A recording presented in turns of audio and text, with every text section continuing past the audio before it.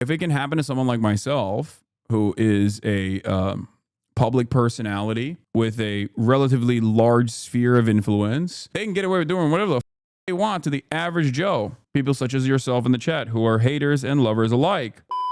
Also, I got an update. The Department of Homeland Security, I was doing an interview with some Japanese newspaper this morning, and I looked through my emails to find whether or not the Department of Homeland Security had responded to my redress over my trip. And they have responded. Actually, as a matter of fact, they responded this past Monday. Okay. But in the process of their response, I also found out that a while back, they had also revoked my global entry. So I finally got a response back from the Department of Homeland Security. But they had already taken away my global entry clearance months prior. Now, global entry is, for those of you who don't know, they've revoked it before my entry, and I didn't even know. And what's even crazier is at no point did they even mention that they had revoked my global entry. They don't even mention it in the redress letter, which is so psychotic. They never, no one had ever even informed me, and neither did the Department of Homeland Security, even in the redress letter, because in the redress letter, I actually mentioned that I have global entry and I'm a known traveler, because global entry means you are a known, trusted traveler. Okay.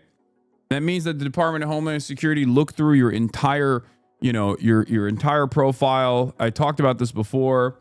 They looked through my, my criminal background, everything, right? Where I've lived, all this stuff, and decided that I am fine to get expedited access into the country and not sit in the same line.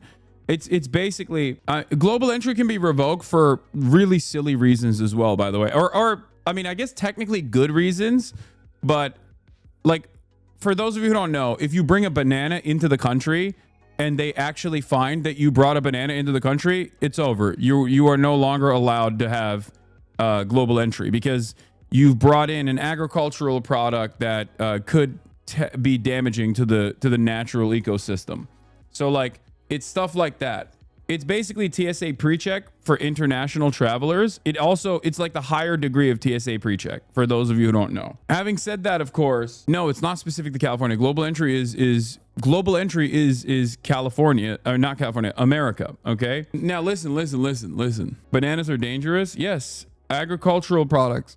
Yes, agricultural products could be considered dangerous to the natural wildlife. This is something that I understand. This is something that I think is perfectly valid for the government to be. This is one of the aspects of global, like TSA, or not TSA, sorry, DHS's like actual primary roles. Customs and Border Patrol's primary role is to make sure that you're not smuggling seeds or some shit into the country, or harmful.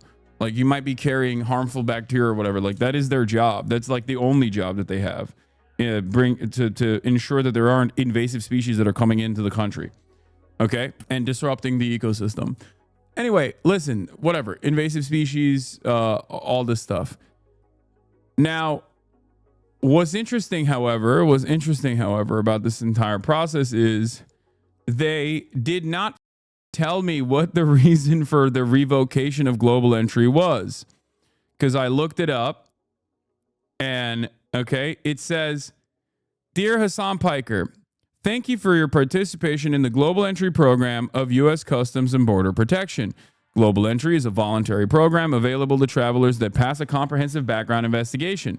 Applicants found to be ineligible for global entry participation may still be permitted to enter into the United States, although they will not be permitted to use the global entry lanes. We regret to inform you that your membership in global entry has been revoked for the following reason," in parentheses S, reasons. There's a big space there, and the only thing that it says is, "You do not meet program eligibility requirements." This is after they gave it to me. So...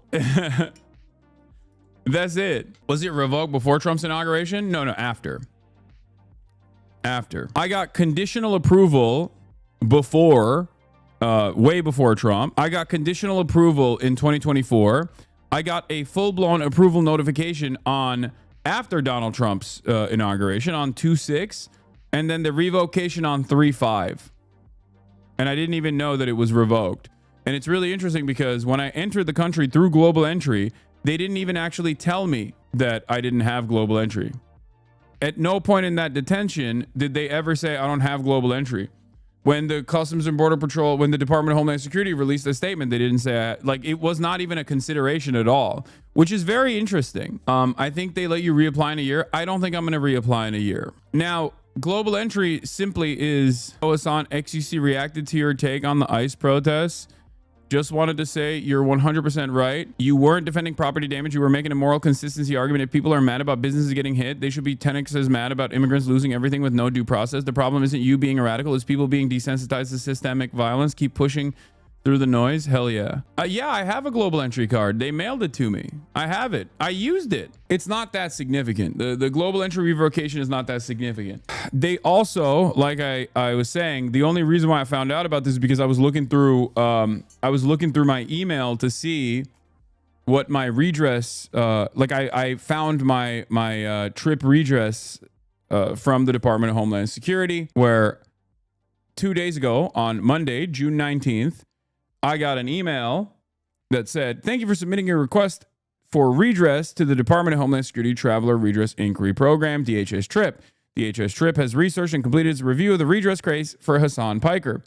And then it tells you to go and access your account on the website, or June 9th. Sorry, not 19th. I apologize. June 9th. Okay. And basically the entire letter for the trip redress inquiry is just, it's like more obscure. It is more obscure than like a Twitch TOS ban. Okay. You know how people complain about Twitch not giving you information, like detailed information on why you got banned and shit?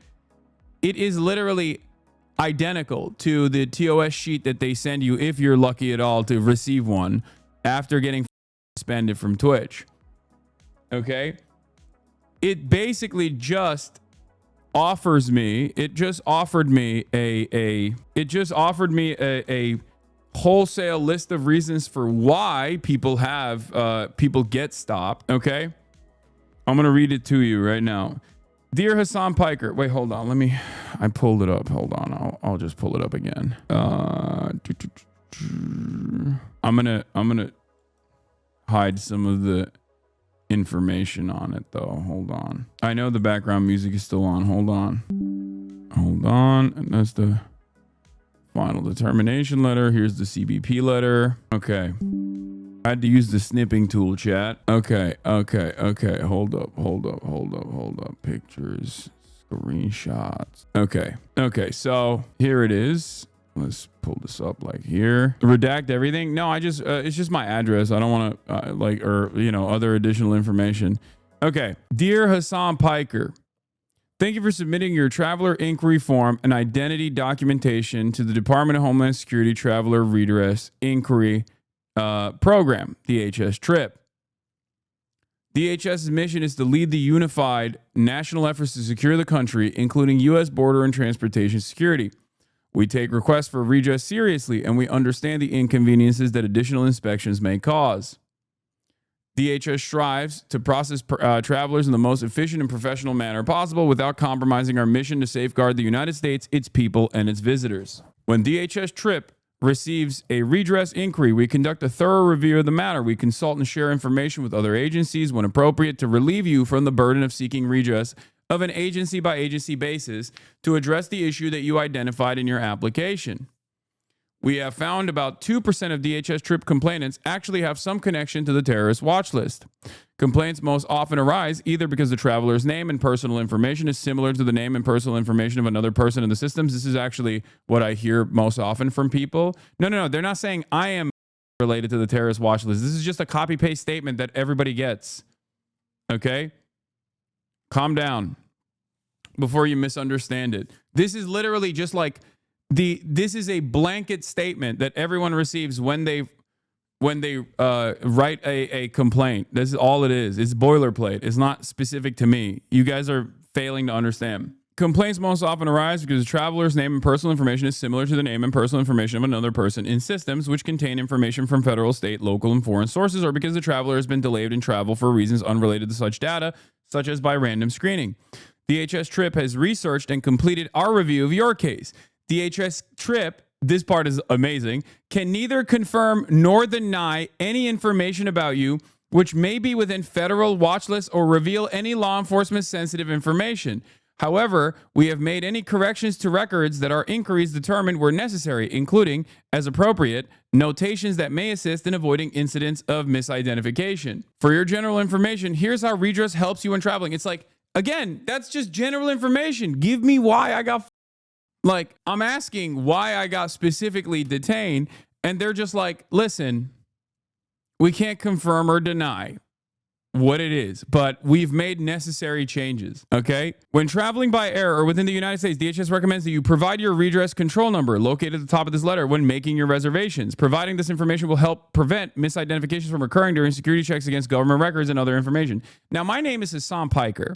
I know that I am not, I know that my name is not getting dinged on any sort of watch list because it's like similar to someone who's already on a terrorist watch list or something, okay? Because that is very common. I've asked like a bunch of people, a lot of Muslims, okay, who have, especially like Arab names, that will oftentimes get stopped for this reason. Hasan Piker is not a common name at all. I mean, Hasan is, but Piker is a very unique last name. I know this because my grandfather literally chose it. Okay, my grandfather chose it in the surname revolution in Turkey. Not exactly a common last name. Anyway, when traveling by air within the United States, providing this information will help prevent misidentifications from occurring during security checks against government records and other information. In most online reservation systems, your redress control number may be entered at the same time you enter your full name and date of birth. When entering the United States from abroad, no additional action is required. Where appropriate, as a result of the redress process, the DHS employs a procedure to correct the information used to process travelers at the ports of entry that reduces the chance of misidentifications occurring. There's the second page here, which is really funny. Despite these positive efforts, we cannot ensure your travel will be delay-free. The redress process does not affect other standard screening procedures in place at airports and borders. For example, an individual may be selected for additional screening in order to resolve a walk-through metal detector alarm because of random selection or other reasons. While this process may sometimes be stressful, we rely on the patience and cooperation and understanding of travelers in such cases. This is just boilerplate, okay? In your redress inquiry, you've raised concerns which fall under the purview of U.S. Customs and Border Protection. We attach the CBP's response to you on those specific concerns raised in your redress inquiry. Okay, that was from the Department of Homeland Security.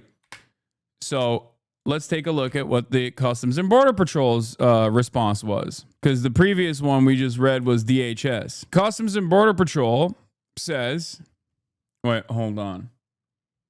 Is this a Mihawk upscale? Take off the jersey, Hasan. Customs and Border Patrol is tasked with protecting our nation's borders as well as enforcing numerous laws, blah, blah, blah, blah, blah. Government agencies, including state and local enforcement. Again, boilerplate. Occasionally, CBP may inconvenience law-abiding persons in an effort to detect, deter. After careful review, we have determined that your global entry program membership was revoked because you do not meet the guidelines of the program for program participation.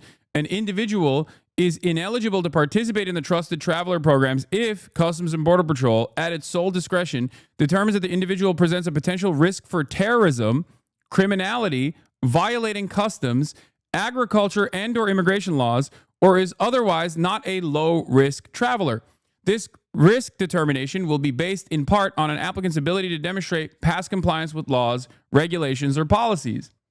Okay? Reasons why an applicant may not qualify for participation include, but is not limited to, this applicant provides false or incomplete information on the application. The applicant has been arrested for or convicted of any criminal offense or has denied firearms transactions, pending criminal charges, protection orders. Applicant has been found in violation of any customs, immigration, or agricultural regulations. Obviously, none of this works for me. Okay? None of these things. This is, again, boilerplate. This is not, they're not saying I'm a terrorist.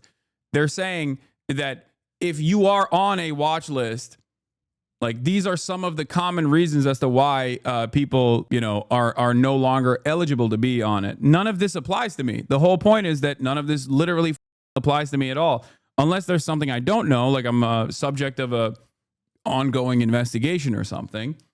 But once again, that would be ridiculous because I am a law-abiding citizen and have never done any crimes whatsoever. I wonder if this has something to do with the anti-Israel stuff specifically, because once again, as I told you, I got the application. I applied for global entry and became a known trusted traveler and got global entry. For those of you who don't know, global entry is a Department of Homeland Security protocol where you go there, they look through your whole criminal background, including, like, even if you've ever been arrested, it literally shows up. Even if you've been arrested and it never actually dings on your record because you were arrested 10 years ago, as I was, that still shows up. It's the most comprehensive database that they have.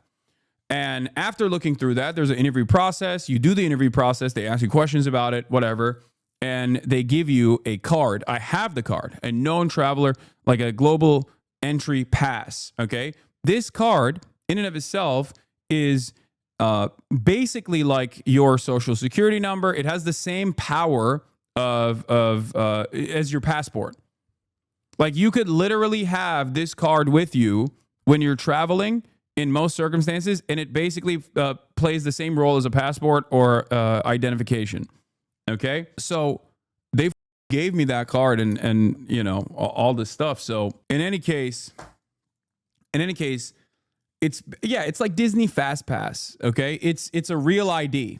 It's the same as like a real ID. So global entry is not a passport, but it's to the same, like, I think you can literally, I don't want to misinform people, but I'm pretty sure you can, it plays the same role as a real ID. Like, it plays the same role as like your real ID driver's license. When were you arrested? 2013. It's been a long time ago. It's not, it's irrelevant. And I never got charged or convicted with anything. I never even got prosecuted.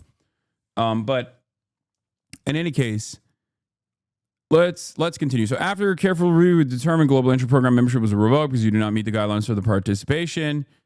An individual is ineligible to participate in the trusted travel program if CBP at its sole discretion determines the individual potential. We already did that. So they gave me the global entry program. They gave me the access to the global entry program, and then they just revoked it. At no point was I informed about this revocation. They didn't even tell me about it in the detention. Okay. Only after I asked this redress inquiry do they reveal this. The Department of Homeland Security itself came out with a statement and they didn't even mention it, which is crazy. And when I'm like, I mean, there's no reason for this revocation to begin with, especially because, like, I already had it. I had it and they revoked it. I believe in, I mean, no, it wasn't retroactively revoked. It was retroactively revoked regardless. Like, as in, it was revoked, but it wasn't retroactively revoked. It was revoked on, I got the conditional approval on 3/29/2024. I got the approval notification on 2/6/2025. I got my card in the mail, you know, under the Trump administration. The revocation happened on the 5th of March, so months ago. Okay. Yeah. I believe global entry just lets officials know that you aren't banned from traveling to any other countries. Some have laws restricting travel for people convicted of certain crimes. No, global entry is a fast pass for land border crossing as well. Yeah. Global entry can be used at the point of entering the country through a land border. And that's what I meant when I said, like, it basically fills the role of a passport in that regard. All of this stuff, applicant cannot satisfy CBP or of his or her low risk status or meet other program requirements. So, like, these are all of the boilerplate reasons as to why they put it in here, like that someone might lose their global entry status. The applicant is the subject of an investigation by any federal, state, or local law enforcement agency in any country. The applicant is inadmissible to the United States under applicable immigration laws, or has at any time been granted a waiver of inadmissibility or parole. The applicant is known or suspected of having been engaged in conduct constituting in preparation for, in aid of, or related to terrorism, or it cannot satisfy CBP. So it's discretionary, and they don't even say anything in it. They don't even say anything like the Customs and Border Patrol doesn't actually reveal any real information on why this happened. In the event you are denied or revoked from the Trusted Traveler program, they don't even specify why I was detained. They don't specify why I was detained because part of it, part of my inquiry on the redress to Department of Homeland Security's trip was I have global entry, and even then I got I got stopped. What the is that about? So the Customs and Border Patrol part of this that specifically talks about the global entry says like, oh no, your global entry has been revoked. But they never address why I was stopped to begin with. They never actually address why those questions were asked, because these are the questions that I asked in my inquiry. Okay? In the event you are denied or revoked from the Trusted Traveler program, you'll be provided information in writing detailing the reason for this action. You should carefully review the denial or revocation reasons, and if applicable, submit a detailed information they believe CBP should consider. I can reapply or ask them to reverse this decision, which I might try doing. But considering that I did look into the notification as to why it was revoked, okay, you may request reconsideration through the Trusted Traveler Program application website, which I will do. It was revoked before it was issued? No. It was issued on 3/29/2024 under the Biden administration. That's when I got a conditional approval.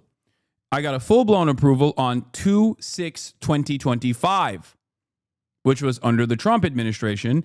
I got a revocation on the 5th of March in 2025, literally almost a month after I got a full-blown approval and had the card sent to my house. And at no point did I know that this was taken away. At no point did they actually reveal that it was taken away. Like even when I was detained,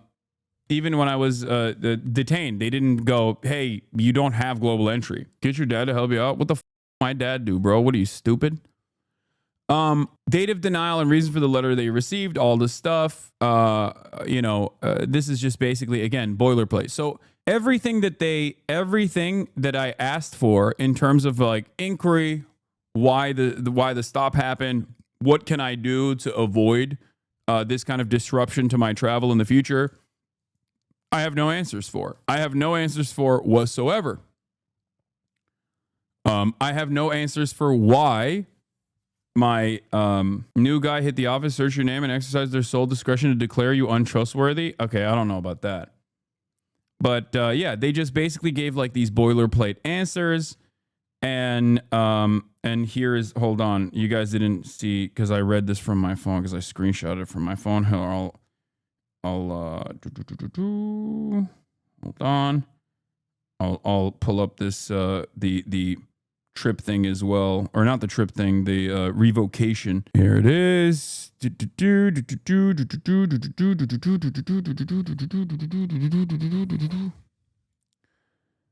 Yeah, here is the open in browser. Dear Hasan Piker, thank you for your participation in the Global Entry Program of U.S. Customs and Border Protection. Global Entry is a voluntary program available to travelers that pass a comprehensive background investigation. Applicants found to be ineligible for global entry participation may still be permitted to enter into the United States, although they will not be permitted to use the global entry dedicated lanes. We regret to inform you that your membership in the global entry has been revoked for the following reasons. You do not meet program eligibility requirements. First world issues. I mean, I get why you would say that, and I agree. Like, who gives a if I don't have global entry, right? I agree. I'd never had it, and I've been traveling for years and years without having it. But I think getting it and then having it revoked unceremoniously with no reason, like they don't say what the reason is other than this. Like that in and of itself is what makes this interesting. Bro, you should sue the government. Okay, dude, good luck. Get out of here, dude. I don't want to get like chatters are so funny. This is not a point in the battle, okay, in the legal battle. I mean, I would like more details as to why this took place. I think that would be interesting to find out more information on. But as far as like not having global entry, like that's insignificant and inconsequential. I'm more so worried about, you already know the reason, ... You're an idiot. Yeah, that's the reason. Yeah, that's what it is. The American government doesn't allow stupid people to enter the country, famously. Also, you're an idiot. So, I don't know, man. It's pretty obvious. There's some TPSA dipshit that works at DHS recognized your name and went, I mean, I have had the Department of Homeland Security Deputy Director, Trisha McLaughlin, refer to me by name. So I think that they are aware of who I am. But I guess my point is, it's the clown show that this is. You know what I mean? It's the clown show of this entire process that is frustrating, and it is the lack of transparency. Like, these are things that American institutions used to at least hold up, right? There was an infallibility to the institutions, or at least like a process. Even this process of like redress, right? Going to the Department of Homeland Security and being like, why was I detained? How can I stop this from happening again? Like this sort of stuff used to work, right? This sort of stuff used to work. And what is different? And it didn't work super great, but at least it existed. At least it worked to a certain degree. Jeremy Scahill famously talked about how he used to get secondary questioning or detention all the time when he would enter into the United States, because he was in Yemen, he was in Afghanistan, he was in Iraq. He was like traveling all around the region and doing journalism.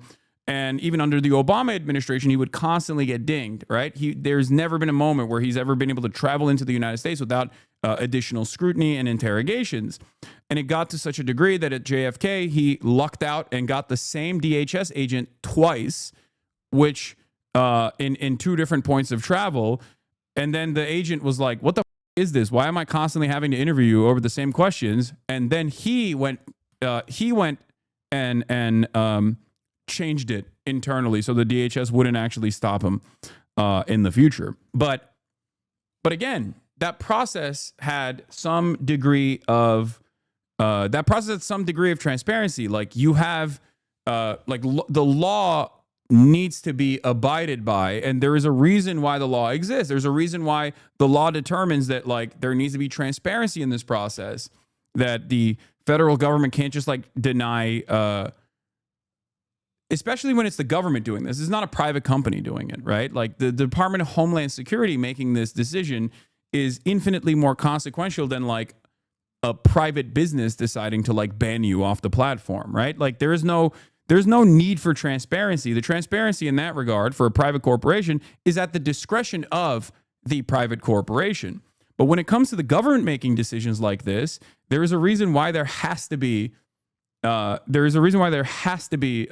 transparency, because it's the fucking government. You know, you're really wondering why our global entry was revoked, LMFAO, because you are in the U.S. with the luxuries. What? I think a lot of you are too stupid to recognize what I'm saying here, and it makes sense. You're a right-winger, so of course, right-wingers are not known for being intelligent. I'm not complaining about my global entry being revoked, okay? I don't care. I traveled without it for years and years and years, but the very fact that they gave it to me and then took it away and then did not inform me on what the reasoning was beyond you do not meet program eligibility requirements, that in itself, that lack of transparency in and of itself is a little alarming. Do you understand? It's just a interesting predicament. You know, the reason it was revoked is because you're bad at eldering? Yes. And I guess the other side of it is like, look, if it can happen to someone like myself, who is a public personality with a relatively large sphere of influence, who is relatively affluent, right? Then they can get away with doing whatever the they want to the average Joe. People such as yourself in the chat who are haters and lovers alike. Okay? Name 5 Manchester United players. I can't. I'm wearing this because it's cool.